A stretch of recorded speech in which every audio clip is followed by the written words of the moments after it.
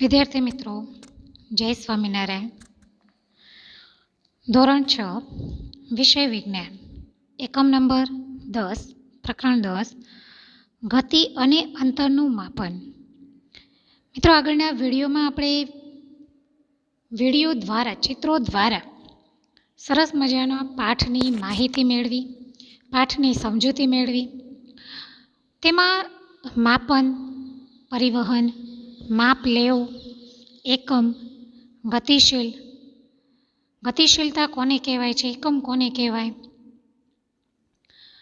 આંદોલિત ગતિ, બધી અલગ અલગ ગતિ જેમ કે આવર્ત ગતિ, સુરેખ ગતિ, આંદોલિત ગતિ, ચક્રીય ગતિ, પરિભ્રમણ ગતિ, તમામ ગતિ વિશે આપણે માહિતી મેળવી. તેમજ આપણે પહેલાંના લોકો કઈ રીતે માપ લેતા હતા, જેમ કે પગના માપ દ્વારા, પગલા દ્વારા, વેંત દ્વારા, એની આપણે માહિતી મેળવી. એના સિવાય વાત કરું મિત્રો તો આપણે લોલક સમય જે બતાવે છે એના વિશે પણ આપણે માહિતી મેળવી. આ સિવાય વાત કરીએ મિત્રો તો વરાળ યંત્ર, પહેલાંના જમાનામાં જે એન્જિન સૌપ્રથમ શોધાયું હતું એમાં કયું યંત્ર વપરાયું હતું, એટલે કે વરાળ યંત્ર એક જગ્યાએથી બીજી જગ્યાએ જવા સૌપ્રથમ જે એન્જિનની શોધ થઈ હતી એની વાત કરીએ, ચિત્રો દ્વારા સમજ્યા. તેમજ પૈડાની શોધ, તેની લંબાઈ, પહોળાઈ, ઊંચાઈ, જાડાઈ, ક્ષેત્રફળ, માપપટ્ટી વગેરે વસ્તુ આપણે આ પાઠમાં સમજ્યા, ગતિ અને અંતરનું માપન પાઠમાં સમજ્યા. હવે મિત્રો વાત કરીએ તો સ્વાધ્યાય પોથી જોઈએ. સ્વાધ્યાય પોથીમાં પહેલું છે, નીચેના પ્રશ્નોના ઉત્તર માટે આપેલા વિકલ્પમાંથી સાચો વિકલ્પ પસંદ કરી તેની બાજુમાં આપેલા વર્તુળમાં સાચાની નિશાની કરો.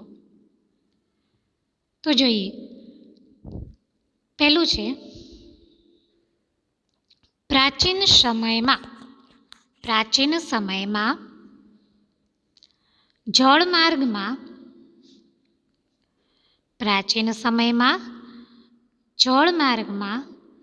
અવરજવર માટે લોકો શેનો ઉપયોગ કરતા હતા? પ્રાચીન સમયમાં જળમાર્ગમાં અવરજવર માટે લોકો શેનો ઉપયોગ કરતા હતા?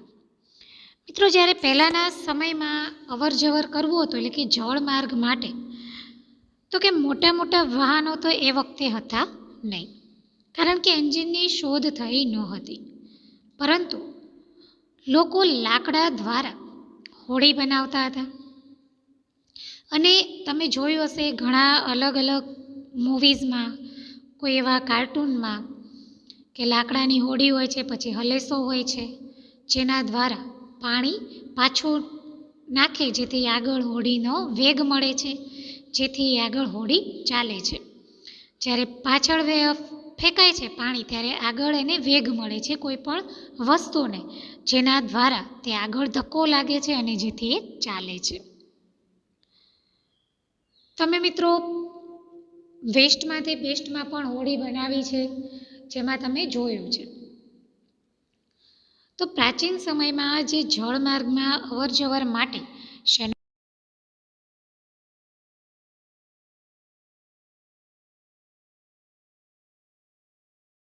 ધીમે ધીમે સમય બદલાતો ગયો, એની સાથે સાથે પરિવર્તન આવતું ગયું અને નવા નવા વાહનો, અત્યારે તો તમે જુઓ છો કેટલે આપણે પહોંચી ગયા છીએ, બરાબર. આગળ વાત કરીએ 2 નંબર, શેની શોધ બાદ વાહન વ્યવહારની પ્રણાલીઓમાં અત્યંત મહત્વપૂર્ણ પરિવર્તન આવ્યા.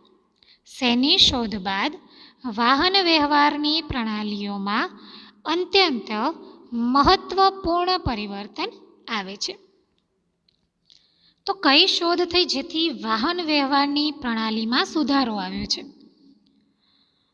તો મેં કીધું એમ કે પહેલાંના સમયમાં લોકો પગપાળા યાત્રા કરતા હતા. એક જગ્યાએથી બીજી જગ્યાએ જવું હોય તો સલામત સવારી, પોતાના પગની સવારી એવું હતું. પગથી જ પગપાળા યાત્રા, એક જગ્યાએથી બીજી જગ્યાએ ચાલતા ચાલતા જતા હતા,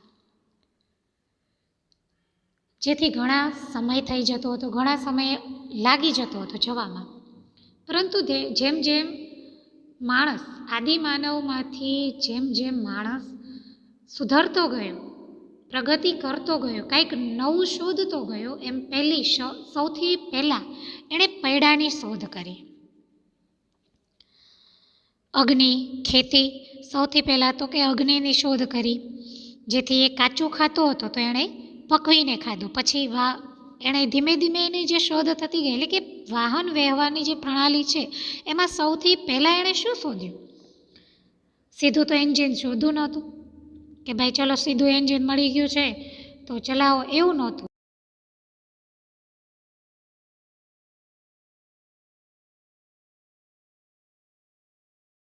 પંથ તરફ જવા લાગ્યો અને એણે નવા નવા સાધનોની શોધ ચાલુ કરી. તો વિકલ્પમાં જવાબ આવશે પૈડું, કે જેની શોધ એટલે કે પૈડાની શોધ બાદ વાહન વ્યવહારની પ્રણાલીમાં અત્યંત મહત્વપૂર્ણ પરિવર્તન આવે છે. હવે જોઈએ 3 નંબર, વાયુયાનનો વિકાસ ક્યારે થયો? વાયુયાનનો વિકાસ ક્યારે થયો? ક્યારે વાયુયાન શોધાયું મિત્રો? તો જોઈએ, વાયુયાનનો વિકાસ 18મી સદી, 20મી સદી, 19મી સદી કે 21મી સદીએ વાયુયાન શોધાયું? 18મી સદીમાં તો વાયુયાન હતું જ નહીં, માત્ર પૈડાની શોધ માંડ થઈ હતી. ત્યારબાદ કહીએ તો કે એન્જિનની શોધ થઈ. વાયુયાન એટલે કે આકાશ દ્વારા જે યાત્રા કરવામાં આવે છે તેને વાયુયાન કહેવામાં આવે છે. તો એ શોધ ક્યારે થઈ? તો 19મી સદીમાં સૌ પ્રથમ વાયુયાન શોધાયું હતું, એનો વિકાસ થયો હતો. તો એમાં આવશે 19મી સદી. આગળ વાત કરીએ 4, નીચેનામાંથી કઈ શોધ 20મી સદીનું યોગદાન છે? નીચેનામાંથી કઈ શોધ 20મી સદીનું યોગદાન છે? કઈ શોધ દ્વારા 20મી સદીમાં સૌથી વધારે યોગદાન મળ્યું હતું? તો એમાં છે ઇલેક્ટ્રિક રેલગાડી, અંતરિક્ષ યાન, સુપરસોનિક વિમાન કે આપેલ તમામ. તમે જુઓ છો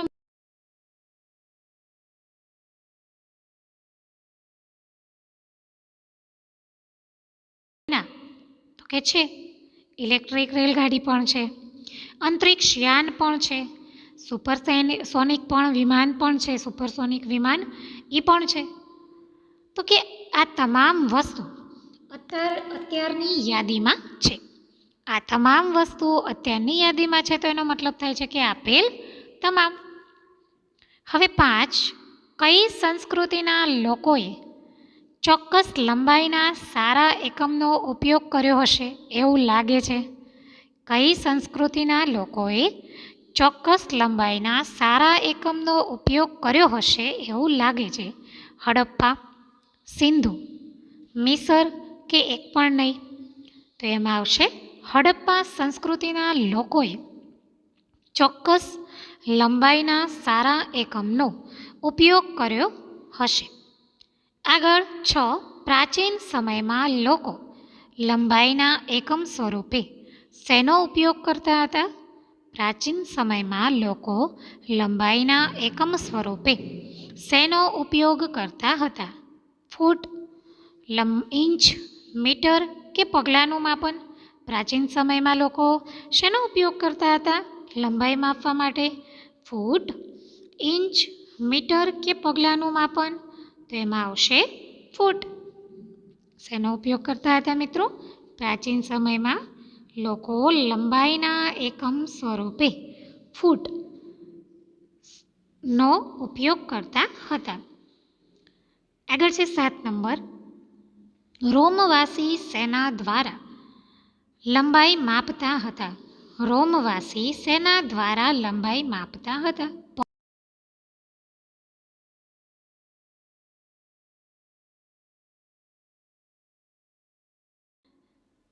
એ અને બી એટલે કે પગલાં અને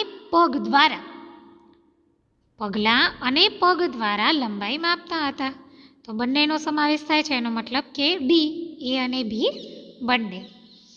આગળ છે 8. કયા વર્ષમાં ફ્રેન્ચે મેટ્રિક પદ્ધતિ માપનની ચોક્કસ રીત બનાવી છે? કયા વર્ષે ફ્રેન્ચે મેટ્રિક પદ્ધતિ માપનની ચોક્કસ રીત બનાવી છે? એમાં સાલ છે 1790, 1680, 1890 અને 1590. તો એમાં આવશે 1790. આગળ વાત કરીએ મિત્રો, 9 નંબરનો વિકલ્પ છે લંબાઈનો SI એકમ શું છે?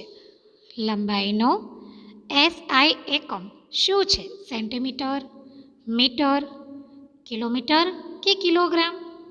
તો લંબાઈનો SI એકમ સેન્ટીમીટર, મીટર, કિલોમીટર કે કિલોગ્રામ. તો આપણે આગળ ગણિતમાં પણ આ વિશે માહિતી મેળવી ગયા છીએ કે લંબાઈનો SI એકમ એટલે કે સેન્ટીમીટર જે એકમ છે, SI એકમ એ મીટર છે.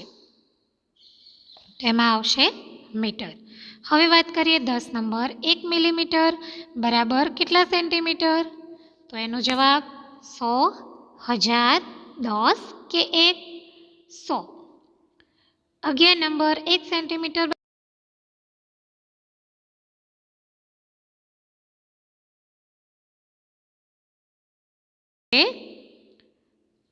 10. હજી એક છે 1 કિલોમીટર બરાબર કેટલા મીટર? તો એનો જવાબ આવશે 1 કિલોમીટર બરાબર 1000 મીટર. મિત્રો, આ સૂત્રો આપણે ધોરણ 6 અને 5માં પણ શીખ્યા છીએ, 4માં પણ આ સૂત્રો શીખ્યા છીએ. તો એ જ સૂત્રો વિજ્ઞાનમાં પણ ઉપયોગ થાય છે, તો તમારે એ ખાસ તૈયાર કરવાના રહેશે. આગળ વાત કરીએ 13 નંબર, નીચેનામાંથી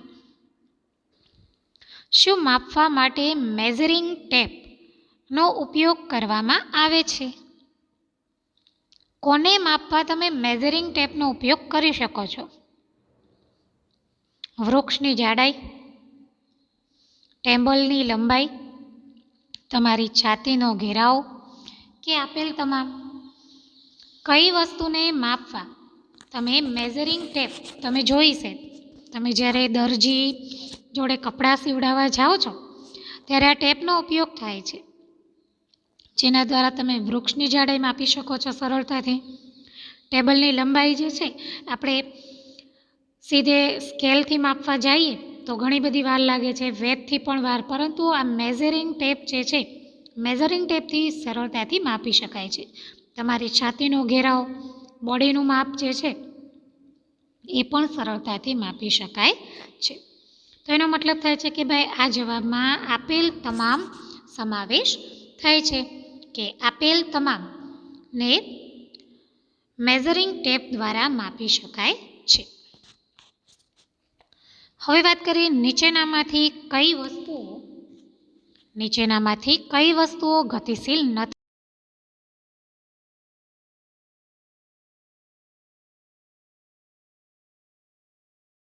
ચકલી છે ઉડે છે એટલે ગતિશીલ છે, ઘડિયાળ પણ ચાલે છે, સેકન્ડ એકાટો એનો દોડે છે તો એ ગતિશીલ છે, ચાલતી રેલગાડી પણ ગતિશીલ છે, ટેબલ ગતિશીલ નથી.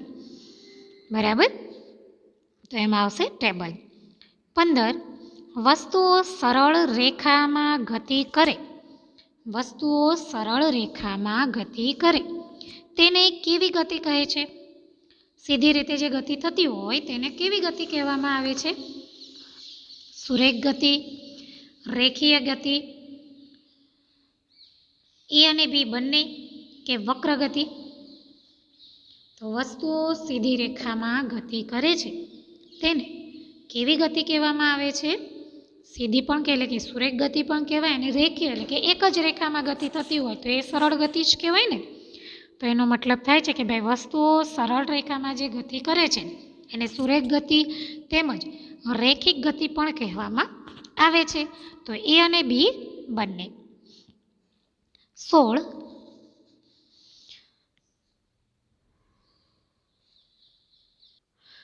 નંબરમાં જોઈએ, વર્તુળાકાર ગતિમાં પથ્થરનું અંતર તમારા હાથની ખાલી જગ્યા રહે છે. વર્તુળાકાર ગતિ જ્યારે થાય છે ત્યારે સમાન, વધારે, ઓછું કે ખૂબ ઓછું રહે છે. હાથની બરોબર પથ્થરનું અંતર તો સમાન રહે છે. કેવું રહે છે? સમાન, એટલે કે એ. અને છેલ્લો છે, કોઈ એક વસ્તુ એક નિશ્ચિત સમય અંતરાલ પછી પોતાની ગતિનું પુનરાવર્તન કરે છે.